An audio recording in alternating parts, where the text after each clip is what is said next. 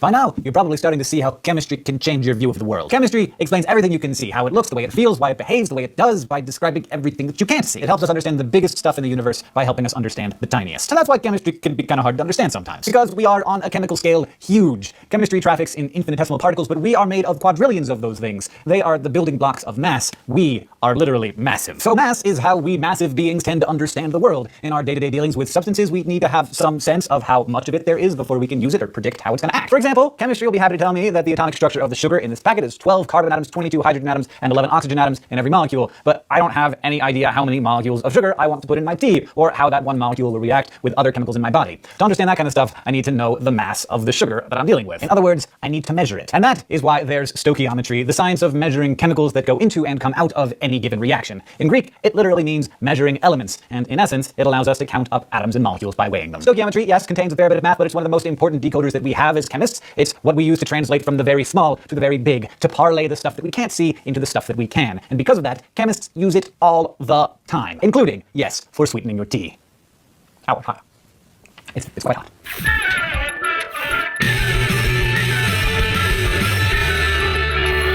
Now, if you've been with me for a couple of weeks, and I do hope you have, you're probably thinking to yourself, wait, no, don't we already have a way of measuring elements? And you're right, we do. The real coin of the realm when it comes to measuring stuff in chemistry is relative atomic mass, the average atomic mass of all of the naturally occurring isotopes of a given element. So, for example, all of the natural carbon on Earth occurs as one of three and only three isotopes, C12, C13, and C14. They all have 6 protons, but the number of neutrons vary. And these isotopes show up on our planet in totally different proportions. So the relative atomic mass of carbon is a weighted average of these three masses, which comes out to 12.01. But 12.01 what? Well, remember when we were talking about units of measurement, we're talking about arbitrary talk. Most units, except for the ones that we use to measure time, aren't based on any real objective value. We just pick a unit, like the kilogram, and we agree for a standard on what a kilogram is, and we run with it. The same goes for atomic mass. We measure atomic mass in atomic mass units. We made them up, and the value for a single AMU is, bear with me now, 1/12 of the mass of an atom of carbon-12. Why?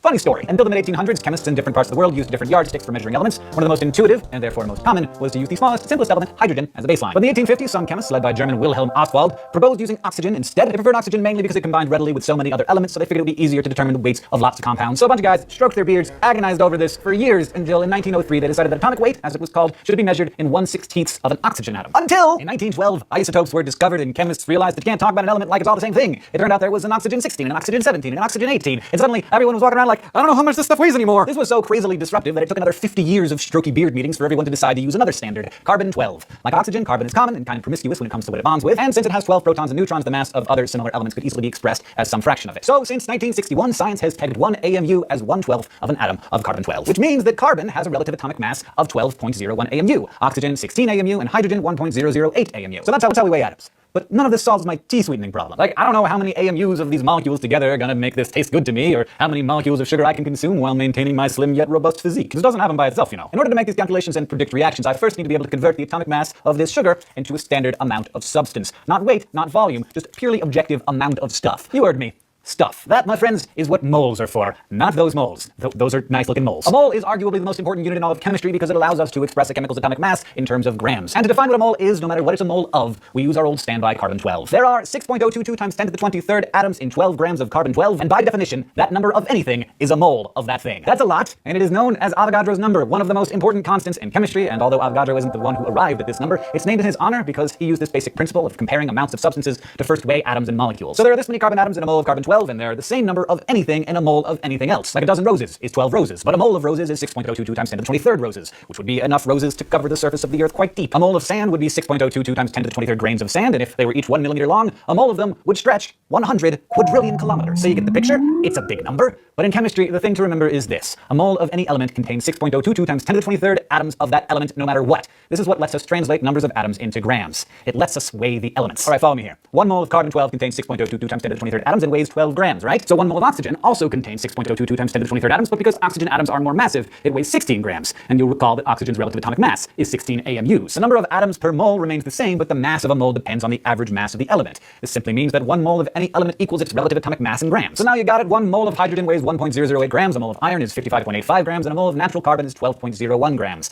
This is known as an element's molar mass. And now that we know the molar mass of elements, we can calculate the molar mass of any compound. All we have to do is add up the molar masses of its component elements. So for instance, the formula for this sugar sugar, or sucrose, is C12H22O11. 1 mole of sucrose, by definition, contains 6.022 times 10 to the 23rd molecules, and since each molecule contains 12 carbon atoms and 22 hydrogen atoms and 11 oxygen atoms, then 1 mole of sucrose contains 12 moles of carbon, 22 moles of hydrogen, and 11 moles of oxygen. Multiply the number of moles of each element by its molar mass and add them up. That's the molar mass of the whole compound. See, the mole is like our chemical Rosetta Stone. With it, we can translate anything from the level of atoms and molecules to the level of grams and kilograms. And we can use it to describe not only elements and compounds, but reactions. And you don't need a lab full of samples to do it, just a pencil and a calculator. To get back to my tea problem, let's say, hypothetically that I'm watching my weight, so I want to know what it'll take for me to burn a certain amount of sugar that I consume. That's a reaction, and it's a pretty simple one. My body uses sucrose by combining it with oxygen to create energy plus CO2 when H2O is waste. You can write this out as an equation in which the reactants combine on the left to yield the products on the right. But there's a problem here. This equation doesn't reflect chemical reality. During a reaction, bonds are broken and new ones are formed, but the number of atoms of each element remains the same. The sugar and oxygen molecules may be busted apart and mixed up, but the number of each kind of atom that you start with ends up being exactly the same after the reaction. Conservation of mass, yo. So when writing a reaction out as an equation, the number of atoms of each element has to be the same on both sides. Reconciling the reactants with the products is called equation balancing, and it's a good bit of what stoichiometry is all about. Just from a chemical perspective, an unbalanced equation is pretty useless. It doesn't tell you how much is going in, and it doesn't tell you how much is coming out. Without balancing the equation, it's like saying when a mommy and a daddy love each other very much, a baby appears, and that's all you need to know. But that's not all you need to know. So how do you do it? Not make a baby. Balance an equation.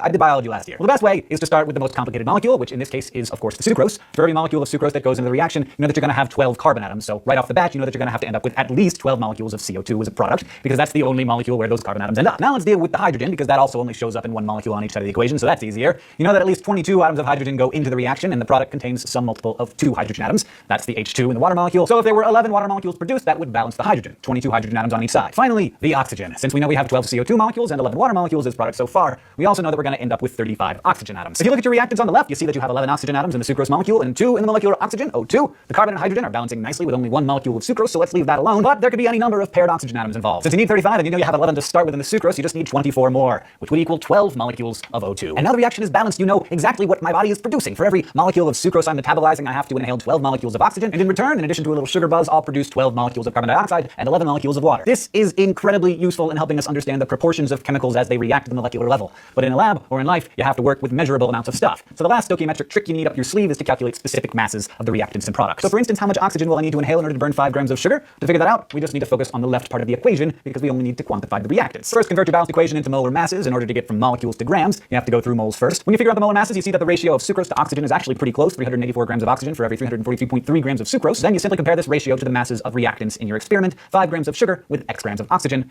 and hopefully you know how to solve for x. For every 5 grams of sugar I ingest, I'll need to inhale 5.6 grams of oxygen, which I happen to know is about 35 breaths worth. So as long as I manage to stay alive for the next minute and a half or so, I'll manage to burn off this 5 grams of sugar down the hatch. Today, we learned about 2 of the most important units of measure in chemistry, atomic mass units and moles. We also learned how to calculate molar mass and how to balance a chemical equation. And finally, we talked about how to use molar ratios to calculate the amount of stuff that goes in and out of a reaction. Thank you for watching this episode of Crash Course Chemistry, which is filmed, edited, and directed by Nick Jenkins. This episode was written by Blake DiPastino and edited by Dr. Heiko Langner. Sound design is by Michael Aranda, and our graphics team is Cafe.